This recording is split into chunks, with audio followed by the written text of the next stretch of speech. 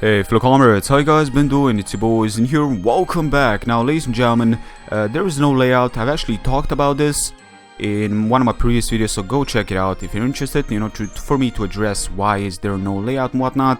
And I also talked about t-shirts. Now, regarding the t-shirts, when I made that video, I was kinda, giving myself, some personal expectations, but you guys just blew it away.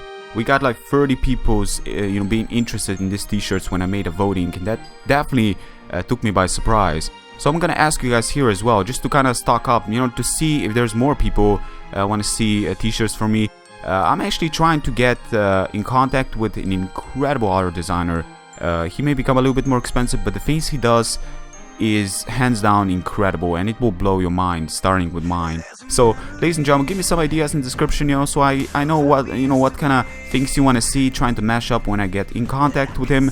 But just let me know. I will leave the voting in the description. Go there, vote if you want to see t-shirts. I'm kind of like giving myself a personal goal of 50 right now, but we will see. So with that being said, let's go right into this. Excelgor is gonna come in. This is a match against Jip. Jip is an incredible battler in double format. This, I believe, is my first time facing him in single format. His team looks a bit annoying, as a team play, and he did fully intend to make a team like this. But you're gonna see. So I was hoping he's not gonna bug buzz with that Excelgor of his, which he didn't. He did switch out to Mercury. I had to switch out to my Varia because I was fearing him going for the mean look. Now luckily enough that was not the case, but the sad part is that with Fair Dance and Prankster, he's gonna cripple my attack to a degree where I'm just not dishing out enough damage, and I use this priority Prankster, he can wall me out. So I had to switch out to my strongest, one of my second strongest Pokemon on this team, to try to get some more pressure onto it. Last time I hit him from the physical side, this time I'm gonna hit him from the special side. Now sadly enough, Jip is an incredibly creative player, and I have to think about this twice, because this guy can make magic happen. Simply his pockets are full of goods, of creativity and stuff, so you just never know what to expect from people like this. So as you guys can see, Calm Mind, Feather Dance, I don't know how standard that is, but I don't face Murkrows that much to give you my full description of them, facing them, but I could feel that this is not standard at all, because Dark Pulse Dark is the only coverage he's got now. Of course, with being that Roost, he has to have it to regain most of his health. He will be losing through the match as he's gonna try to bulk up against me. But I feel, this is definitely something that definitely took me by surprise, as most I've seen was like a sub roosting set with Mean Look and Paris Song and so forth, but this is an offensive Murkrow, so that definitely took me by surprise, and by the time I come in with a Pokemon, it was a little bit too late. So yeah, some boosted Fire Blast still does not do enough. Jeep's basic Murkrow is a basic god right now. I love the nickname you got on that one, Itachi, of course. He's all about them crows with those eyes, the nightmare. And yeah, it's pretty creative, I gotta give you that. So basically he's gonna roost away. He's just gonna try to regain some lost HP as I'm gonna trick. I was hoping he's gonna roost, but then again I believe Furret can outspeed Murkrow. I believe Murkrow is surprisingly quite fast, so I don't feel he's got speed investment on this. Probably like a max defense, max HP, just the way he took a Choice Bandit Wild Charge from the Luxavera even after Rivalry Boost. Yeah, it was Fair Dance, but still Rivalry Boost is a different story. So we managed to get rid of that Pokemon. Luckily enough, that became a nuisance. It became a huge problem to my team. If I didn't trick him there, I could have probably lost the game, sadly enough, but it's true. Now, yeah, Quillfish is gonna come in. He's gonna go for the T-Wave on my switch as I switch out to Malamar. Malamar is it's not really gonna hate the T-Wave. Actually, it could have kinda like it, because now I'm kinda immune to likes of Sleep Powder, so I can definitely try to play around this as I switch out to Pain, as he's also gonna switch out to Vileplume.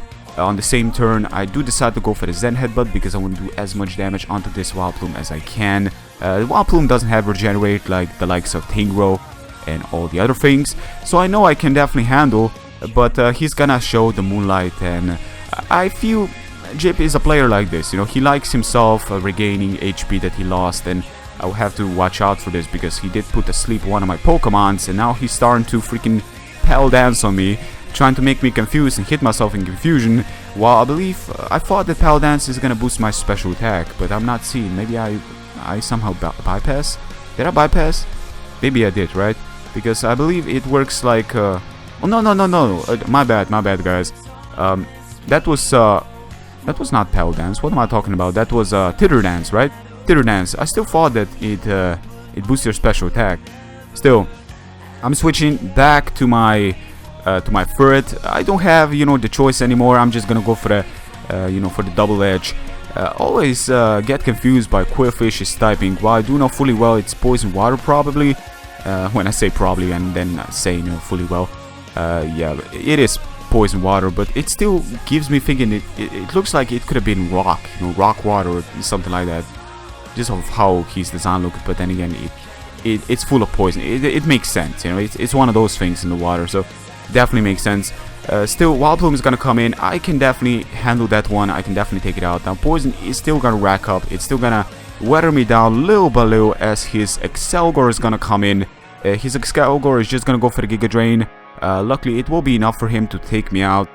For it possesses little to no bulk whatsoever. This thing is a glass cannon. Hits hard when you got Choice Band. When you get rid of that, it's not as powerful as one would want, but it still dishes out surprising amount. It's got Scout U-turn. It's got decent speed, great HP, and pretty much everything that makes a good Pokemon in NU a good Pokemon to begin with, and you know, being used.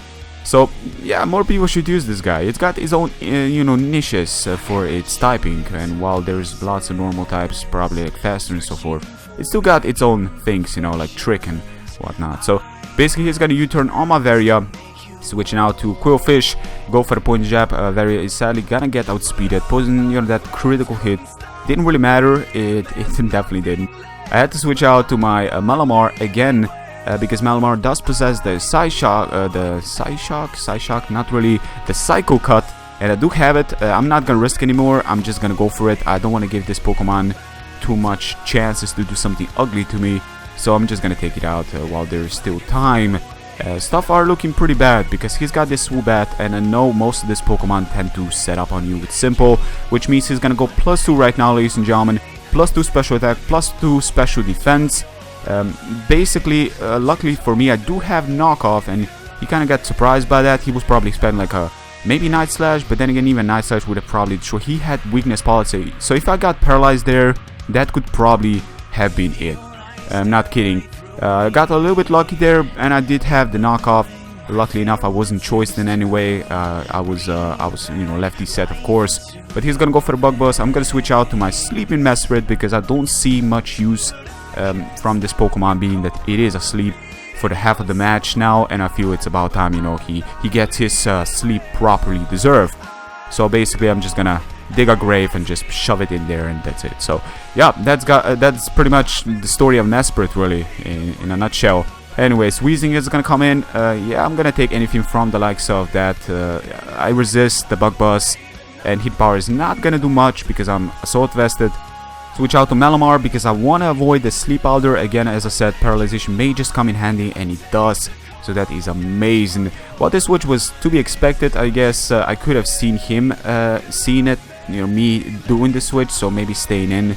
So he just decided to go for it anyways. But I'm gonna go for Rock Slide, which I do possess, luckily enough. Maybe thinking about it, I was still kind of scared of possibility of him, you know, taking the Psycho Cut, just because, you know, Jump Float could be defensive in some way. You never know, but most of them tend to be like max speed, max HP, if anything. And he does review a sub, which possibly tells me that he is most likely a sub setup, you know, basically not sub setup, but more like subseeding, you know, Jumpluff, and that is a problem. And I don't want that Pokemon to win because of some paralyzation. I really don't. So he's gonna miss the lead seat. Luckily enough for us, I'm gonna go for Psycho Cut, and now he's at the remainder of HP. I'm gonna get a crit. Wow. Talking about hacks going into my favor right now. The thing is, now he's at the remainder of HP where he cannot make us up anymore, and he's gonna go for the Infestation, I believe it's called. Just gonna Psycho Cut again and take him out. Lots of scary moments there with that Swoobat. And that's gonna be match against Jip. That was really good match, man. I gotta say, I gotta go back here. Murkrow was a threat. That Murkrow was definitely a threat. Took me by surprise there. Zubat could have pulled through if I got paralyzed once. Luckily, paralyzation didn't happen. And that Jumpluff, again, if managed to like lead seed away, it would have probably like start stalling my whole team, and that could have been pretty horrible. But it didn't come down to that. So great match, Jip. I had a blast. It was a really good, enjoyable match against you, and I hope we can battle again. But anyways, ladies and gentlemen, go in description for the t-shirts if you wanna, wanna see anything from me, wanna, like, I don't know, maybe purchase something in the future. Show me your interest and I will definitely make something happen. So ladies and gentlemen, that's gonna be it for me today. I hope you guys have enjoyed. You know what to do if you did enjoy. And until next time, take care everybody. Peace.